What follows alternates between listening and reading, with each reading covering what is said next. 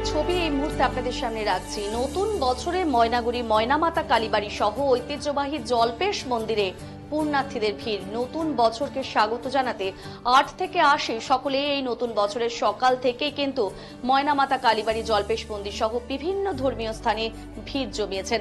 সেই সঙ্গে মন্দিরগুলিতে পুণ্যার্থীদের ভিড় লক্ষ্য করা গেছে। কেউ পুজোর ডালি সাজিয়ে মন্দিরে পুজো দিতে ব্যস্ত, কেউ আবার মন্দিরে পুজো দিয়ে নতুন বছরে সকলের মঙ্গল কামনা করছে ঈশ্বরের কাছে। সেই সঙ্গে অনেকেই দেখা যায় তাদের আত্মীয় স্বজন সহ বন্ধু বান্ধব এবং পরিজনদের শুভেচ্ছা বিনিময় করতে। মঙ্গলবার নতুন বছরের প্রথম দিন ময়নাগুড়ি ময়নামাতা কালীবাড়ি প্রাঙ্গণে পুণ্যার্থীদের ভিড় ছিল চোখে পড়ার মতন। সেই সঙ্গে ময়নাগুড়ি ব্লকের ঐতিহ্যবাহী জল্পেশ মন্দিরে পুণ্যার্থীদের ভিড় লক্ষ্য করা গেছে। মন্দিরে পুজো দিয়ে নতুন বছরের সকলেই যাতে ভালো থাকে, সুস্থ থাকে সেই কামনাই করেছেন বাবা জল্পেশ্বরীর কাছে এবং ময়নামাতা কালীমাকে। এতে জানিয়েছেন একে একে শোনাবো আপনাদের।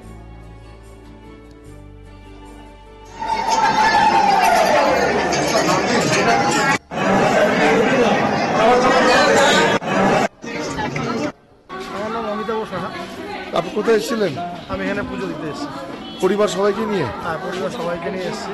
মায়ের কাছে কি কামনা করলেন? মায়ের কাছে কামনা করলাম সবাইকে মা সুস্থ রাখুক, ভালো রাখুক, এটাই কামনা। আমার নাম অমিতাভ সাহা। আপনি কোথায় এসেছিলেন? আমার নাম মিতালি মণ্ডল। আপনি কোথায় আসছিলেন? এখানে ময়নামাতা কালীবাড়িতে আসছি, পুজো দিতে আসছি সবাই মঙ্গল কামনার জন্য। আজকে তো নতুন বছর, হ্যাঁ, কি বললেন মায়ের কাছে, কি রাখলেন দাবি? মাকে বললাম সবাইকে যেন ভালো রাখো, তাই বললাম সুস্থ রাখো।